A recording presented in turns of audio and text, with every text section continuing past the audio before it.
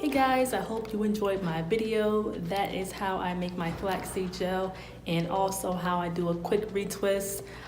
Usually I wait a little longer, but I wanted to give you guys an example. I'm very happy with my retwist because I don't like my hair looking like super tight and really perfect. I like to kind of have it look a little, you know, like a week or two in.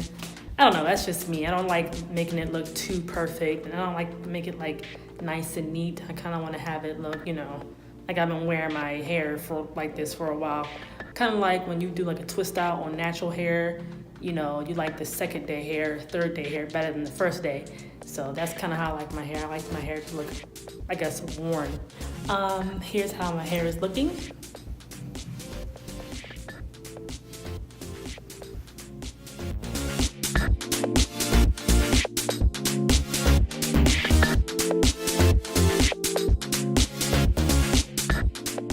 And I hope you enjoyed the video, and hello to all my new subscribers. Welcome to the family, and thank you to everyone who's commented and liked my videos. It means so much to me. Your comments are so lovely. They mean so much, and I hope you guys enjoyed this video.